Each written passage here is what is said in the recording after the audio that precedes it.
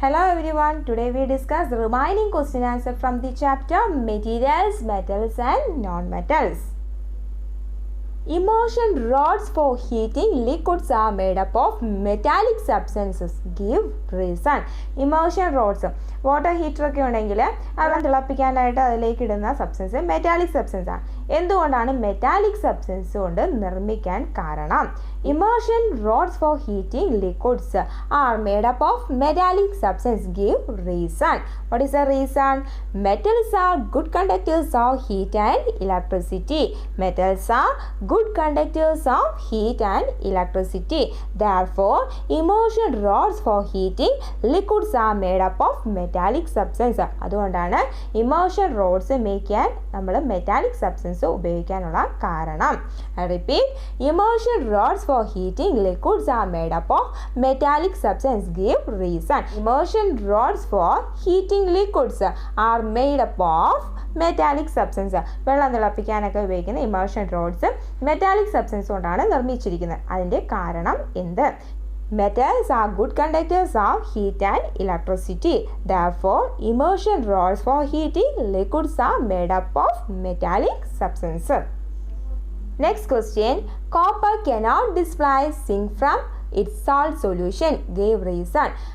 അതായത് സിങ്ക് സൾഫേറ്റോ അല്ലെങ്കിൽ സിങ്കിൻ്റെ ഒരു സൊല്യൂഷൻ ആണെങ്കിൽ ആ സൊല്യൂഷനിലേക്ക് കോപ്പറിനെ ഇട്ട് കൊടുത്താൽ അവിടെ റിയാക്ഷൻ ഒന്നും നടക്കുന്നില്ല. അതായത് അവിടെ ഡിസ്പ്ലേസ്മെൻറ്റ് റിയാക്ഷൻ നടക്കുന്നില്ല. അതായത് സിങ്കിനെ ഡിസ്പ്ലേസ് ചെയ്യാനുള്ള എബിലിറ്റി കോപ്പറിനില്ല. അതിൻ്റെ കാരണം എന്ത്? I repeat, copper cannot displace zinc from its salt solution. സിങ്കിൻ്റെ സാൾട്ട് സൊല്യൂഷനിൽ നിന്നും സിങ്കിനെ ഡിസ്പ്ലേസ് ചെയ്യാനുള്ള എബിലിറ്റി കോപ്പറിന് ഇല്ല. What is the reason? Answer. A metal can displace a less reactive metal from its salt solution or aqueous solution. But zinc is more reactive than copper. A more reactive metal can displace a less reactive metal from its aqueous solution. But a less reactive metal cannot displace a more reactive metal from its aqueous solution. Here, zinc is more reactive than copper. Zinc കോപ്പറിനേക്കാളും more reactive ആണ്. അതുകൊണ്ട് തന്നെ കോപ്പറിന് സിങ്കിനെ displace ചെയ്യാൻ കഴിയില്ല.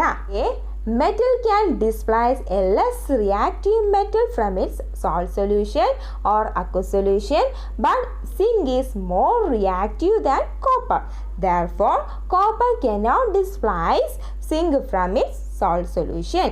Copper combines with zinc sulfate. There is no reaction takes place. അതേസമയം copper sulphate സൊല്യൂഷനിലേക്ക് സിങ്കിനെ ഇട്ട് കൊടുത്താൽ എന്ത് ചെയ്യും? സിങ്ക് കോപ്പറിനെ ഡിസ്പ്ലേസ് ചെയ്യും. Because zinc is more reactive than copper. I repeat, copper cannot displace zinc from its salt solution. Give reason. അതായത് zinc സൾഫേറ്റിൻ്റെ സൊല്യൂഷനിൽ അതായത് സിങ്കിൻ്റെ salt solution ആണെങ്കിൽ കോപ്പറിനെ അതിലേക്ക് ഇട്ട് കൊടുത്താൽ അവിടെ റിയാക്ഷൻ നടക്കുന്നില്ല. കാരണം എന്ത്? A metal can displace a less reactive metal from its salt solution. But zinc is more reactive than copper. Zinc കോപ്പറിനേക്കാളും റിയാക്റ്റീവ് ആണ്. അതുകൊണ്ട് തന്നെ അവിടെ റിയാക്ഷൻ നടക്കുന്നില്ല. Next question. Sodium and potassium are stored in kerosene. Give reason. Sodium, potassium metals ആണ്. They are soft metals. They are protected in kerosene. മണ്ണെണ്ണയിൽ സൂക്ഷിക്കുന്ന രണ്ട് metals ആണ് സോഡിയവും പൊട്ടാസ്യം. എന്താണ് കാരണം? Give reason. I repeat, sodium and potassium are stored in kerosene. Give reason. Sodium and potassium are stored in kerosene because they are highly reactive elements. വളരെ reactive ആണ്. Highly reactive ആയിട്ടുള്ള രണ്ട് elements ആണ് സോഡിയവും പൊട്ടാസ്യവും. They can easily catch fire even when in contact with air. എയറുമായിട്ട് contact ചെയ്യുമ്പോൾ തന്നെ എന്താണ്? ഫയർ ക്യാച്ച് ചെയ്യാനുള്ള ടെൻഡൻസിയാണ് സോഡിയത്തിനും പൊട്ടാസ്യത്തിനും. They are highly reactive metal, so they are protected in kerosene. I repeat, Sodium and potassium are stored in kerosene. Give reason. Sodium and potassium are stored in kerosene because they are highly reactive elements. They can easily catch fire even when in contact with air. എയറുമായി contact ചെയ്യുമ്പോൾ തന്നെ തീ പിടിക്കാനുള്ള സാധ്യത കൂടുതലാണ്. So they are protected in kerosene. മണ്ണെണ്ണയിൽ സൂക്ഷിക്കുന്ന രണ്ട് മെറ്റൽസ് ആണ് സോഡിയവും പൊട്ടാസ്യവും. Next question, can you store lemon pickle in aluminium യുട്ടൻസിൽ? എക്സ്പ്ലെയിൻ. അതായത് ലെമൺ പിക്കിൾ, നാരങ്ങ അച്ചാറൊക്കെ ആണെങ്കിൽ അലൂമിനിയം പാത്രങ്ങളിൽ ഇട്ട് വയ്ക്കാറുണ്ടോ, സൂക്ഷിക്കാറുണ്ടോ എന്നാണ് question. Can you store lemon pickle in aluminium യുട്ടൻസിൽ? അങ്ങനെ ഇട്ട് വയ്ക്കാറുണ്ടോ, അങ്ങനെ സ്റ്റോർ ചെയ്ത് വയ്ക്കാറുണ്ടോ? അലൂമിനിയം പാത്രങ്ങളിൽ നാരങ്ങ അച്ചാറുകൾ സൂക്ഷിക്കാറുണ്ടോ? എന്താണ് കാരണം? അതിനെക്കുറിച്ച് എക്സ്പ്ലെയിൻ ചെയ്യുക. Can you store lemon pickle in aluminium യുട്ടൻസിൽ? Explain. Lemon pickle cannot be stored in aluminum utensil. Lemon നാരങ്ങ അച്ചാറുകൾ അലൂമിനിയം പാത്രങ്ങളിൽ സൂക്ഷിക്കാറില്ല. Because lemon pickle contain acid. Lemon pickle contain acid. Which is the acid present in lemon? Citric acid. Because lemon pickle contain acid which can be react with aluminium. അലൂമിനിയവുമായിട്ട് react ചെയ്യുന്നു. Liberating hydrogen gas. It is caused health problems. അത് health പ്രോബ്ലംസിന് കാരണമാകുന്നു. Lemon pickle cannot be stored in aluminum utensil because lemon pickle contain acid which can be react with aluminium. Aluminium ആയിട്ട് react ചെയ്യുന്നു. Liberating hydrogen gas. Hydrogen gas liberate ചെയ്യുന്നു. It cause health problems. ഇത് health പ്രോബ്ലംസിന് കാരണമാകുന്നു. Aluminium നാരങ്ങയിൽ അടങ്ങിയിരിക്കുന്ന acid അലൂമിനിയവുമായിട്ട് combine ചെയ്യുമ്പോൾ കറസ്പോണ്ടിങ് സാൾട്ടുകൾ ഫോം ചെയ്യും. ഈ സാൾട്ട് ഫോം ചെയ്യുന്നത് നമുക്ക് ഹെൽത്ത് പ്രോബ്ലംസിന് കാരണമാകുന്നു. So we cannot store lemon pickle in aluminium യുട്ടൻസിൽ.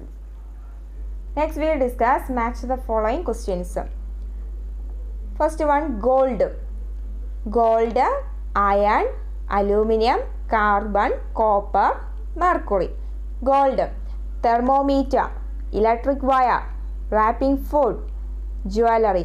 Gold is used for making jewelry. Answer, gold jewelry. Second one, iron, thermometer, electric wire, wrapping food, jewelry, machinery. Here we use machinery. Machine parts you make an iron use in iron machinery. Aluminium, thermometer, electric wire, wrapping food. Aluminium is used for wrapping food. Next, carbon, thermometer, electric wire, wrapping food, jewelry, machinery, fuel. This answer, carbon is used as a fuel. Answer, carbon, fuel. Copper, thermometer, electric wire. Copper is used for making electric wires. Electric wires നമ്മൾ ഉപയോഗിക്കുന്ന മെറ്റലാണ് copper. Copper is used in electric wire. Mercury, answer, thermometer. Mercury, answer, thermometer. Answer, gold jewelry. Iron machinery. Aluminium wrapping food. Carbon fuel. Copper electric wire. Mercury thermometer. Next question, dilute sulfuric acid is poured on copper plate. Dilute sulfuric acid copper പ്ലേറ്റിലേക്ക് ഇട്ട് കൊടുക്കുമ്പോൾ നടക്കുന്ന reaction. Second one, iron nail is placed in copper sulfate solution. Copper sulphate സൊല്യൂഷനിലേക്ക് iron നെയിലിനെ ഇട്ട് കൊടുത്താൽ എന്ത് സംഭവിക്കും എന്ന്. Write the word equation of the reaction involved. ഈ രണ്ട് റിയാക്ഷൻ്റെയും വേർഡ് ഇക്വേഷൻ കൂടി എഴുതുക. I repeat, dilute sulfuric acid is poured on a copper plate.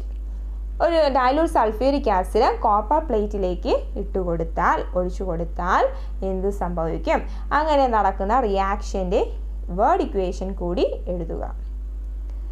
When dilute sulfuric acid is poured on a copper plate, there will be no reaction between copper and dilute sulfuric acid. Copper is less reactive and hence no products will be formed. ഇവിടെ dilute sulphuric acid കോപ്പറിലേക്ക് ഒഴിച്ചു കൊടുക്കുമ്പോൾ അവിടെ reaction ഒന്നും നടക്കുന്നില്ല. കാരണം അവിടെ എന്താണ്, ഹൈഡ്രജനേക്കാളും താഴെയാണ്. കോപ്പർ ലെസ് റിയാക്റ്റീവ് ആയിട്ടുള്ള മെറ്റലാണ്. അവിടെ റിയാക്ഷൻ ഒന്നും നടക്കുന്നില്ല. Second question, iron nail is place in copper sulphate solution. ഒരു കോപ്പർ സൾഫേറ്റ് സൊല്യൂഷനിലേക്ക് അയൺ നെയിലിനെ ഇട്ടുകൊടുത്താൽ എന്ത് സംഭവിക്കും? അങ്ങനെ നടക്കുന്ന റിയാക്ഷൻ്റെ വേർഡ് ഇക്വേഷൻ കൂടി എഴുതുക. Answer, iron is more reactive, so iron displays copper from its solution. അതായത് കോപ്പർ സൾഫേറ്റ് സൊല്യൂഷനിലേക്ക് അയണിനെ ഇട്ടുകൊടുത്താൽ അയൺ കോപ്പറിനെ ഡിസ്പ്ലേസ് ചെയ്ത് ആ പ്ലേസ് അക്വയർ ചെയ്യുന്നു.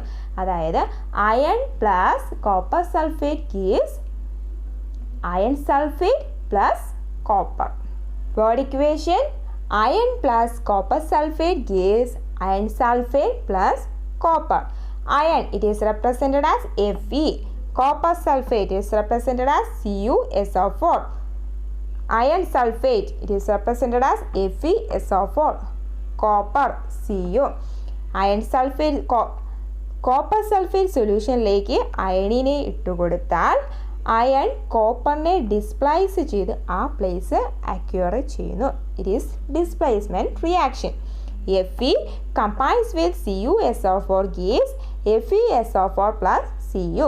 The word equation is iron plus copper sulfate gives iron sulfate plus copper. Copper sulfate സൊല്യൂഷനിലേക്ക് അയണിനെ ഇട്ടുകൊടുത്താൽ അയൺ കോപ്പറിനെ ഡിസ്പ്ലേസ് ചെയ്ത് ആ പ്ലേസ് അക്വയർ ചെയ്യുന്നു. Next question, Saloni took a piece of burning charcoal and collected the gas evolved in a test tube. അതായത് ജ്വലിച്ചുകൊണ്ടിരിക്കുന്ന ഒരു കരി, അതിനെ നമ്മൾ ഒരു ടെസ്റ്റ് ട്യൂബിലേക്ക് കളക്ട് ചെയ്യുന്നു. First question, how will she find first sub question, how will she find the nature of gas. അവിടെ നിന്നും ഇവോൾവ് ചെയ്യുന്ന ഗ്യാസിൻ്റെ നേച്ചർ എങ്ങനെ ഐഡൻറ്റിഫൈ ചെയ്യാം? Write down the word equation of all the reaction takes place in this process. ഈ റിയാക്ഷനിൽ നടക്കുന്ന എല്ലാ ഇക്വേഷനുകളും എഴുതുക. Question, Saloni took a piece of burning charcoal. കത്തിക്കൊണ്ടിരിക്കുന്ന ഒരു ചാർക്കോൾ, അതായത് കരി, ജ്വലിച്ചുകൊണ്ടിരിക്കുന്ന കരി എടുക്കുന്നു. And collect the gas evolved in a test tube. Test ട്യൂബിലേക്ക് കളക്ട് ചെയ്യും. How will she find the nature of gas? അവിടെ നിന്നും ഇവോൾവ് ചെയ്യുന്ന ഗ്യാസിൻ്റെ നേച്ചർ എങ്ങനെ ഐഡൻറ്റിഫൈ ചെയ്യുന്നു? Write down the equation of all the reaction takes place in this process. ഈ reaction, ഇവിടെ നടക്കുന്ന എല്ലാ റിയാക്ഷൻ്റെയും വേർഡ് ഇക്വേഷൻ കൂടി എഴുതുക. Add a few drops of water in the test tube containing gas. ആ ടെസ്റ്റ് ട്യൂബിലേക്ക് കുറച്ച് വെള്ളം ഒഴിക്കുക. Now cover the test tube and shake it well. എന്നിട്ട് നന്നായി കവർ ചെയ്തതിന് ശേഷം നല്ലതായിട്ട് കുലുക്കുക. After shaking test tube solution with blue litmus and red litmus. അതായത് നല്ലതായിട്ട് കുലുക്കിയതിന് ശേഷം അതിനകത്ത് ബ്ലൂ ലിറ്റ്മസ് സൊല്യൂഷനോ അല്ലെങ്കിൽ റെഡ് ലിറ്റ്മസ് സൊല്യൂഷനോ ഒഴിക്കുക. It will turn blue litmus red. Blue litmus solution red ആവുകയാണെങ്കിൽ അസിഡിക് ആയിരിക്കും. റെഡ് ലിറ്റ്മസ് ബ്ലൂ ആയിട്ട് മാറുകയാണെങ്കിൽ ബേസിക് സൊല്യൂഷൻ ആയിരിക്കും.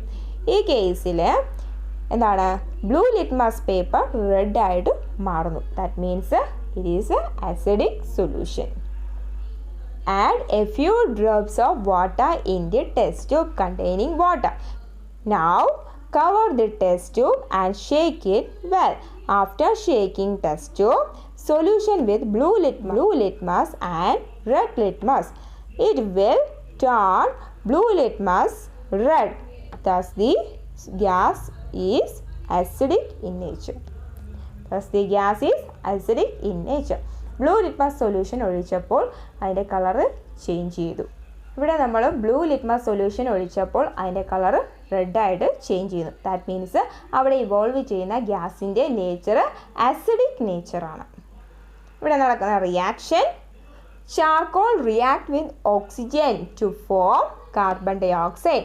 ചാർക്കോൾ ഈസ് റെപ്രസെൻ്റ് ആണ് കാർബൺ ഓക്സിജനുമായി കമ്പൈൻ ചെയ്ത് കാർബൺ ഡൈ ഓക്സൈഡ് ഫോം ചെയ്യുന്നു. Charcoal react with oxygen to form carbon dioxide. Charcoal is represented as C plus O2 gives CO2. Carbon dioxide react with water. ഈ carbon dye oxide വാട്ടറുമായിട്ട് react ചെയ്യുമ്പോൾ carbonic acid form ചെയ്യുന്നു.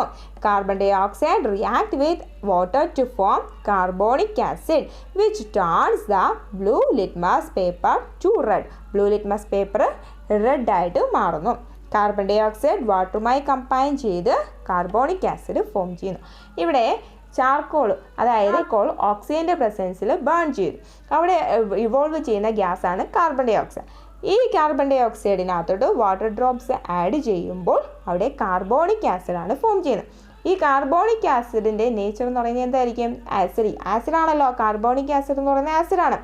So it's nature is, അവിടെ evolve ചെയ്യുന്ന ഗ്യാസിൻ്റെ nature എന്ന് പറയുന്നത് acidic നേച്ചറാണ്. അതുകൊണ്ടാണ് blue litmus റെഡായിട്ട് മാറുന്നത്. Charcoal react with oxygen to form carbon dioxide. C plus O2 gives CO2. ഈ കാർബൺ ഡൈ ഓക്സൈഡിലേക്കാണ് നമ്മൾ വാട്ടർ ഒഴിച്ചു കൊടുക്കുന്നത്. Carbon dioxide react with water to form carbonic acid. അപ്പോൾ എന്ത് ചെയ്യും? കാർബോണിക് ആസിഡ് ഫോം ചെയ്യും. അതുകൊണ്ട് തന്നെയാണ് ബ്ലൂ ലിറ്റ്മസ് സൊല്യൂഷൻ നമ്മൾ ഒഴിക്കുക. ബ്ലൂ ലിറ്റ്മസ് സൊല്യൂഷൻ അല്ലെങ്കിൽ ബ്ലൂ ലിറ്റ്മസ് പേപ്പർ ഇട്ട് കൊടുത്താൽ അത് റെഡായിട്ട് ചേഞ്ച് ചെയ്യാനുള്ള കാരണം അത് അസിഡിക് സൊല്യൂഷൻ ആയതുകൊണ്ടാണ്. Carbon dioxide combines with water to form carbonic acid. These are the main question answers from this chapter. Thank you.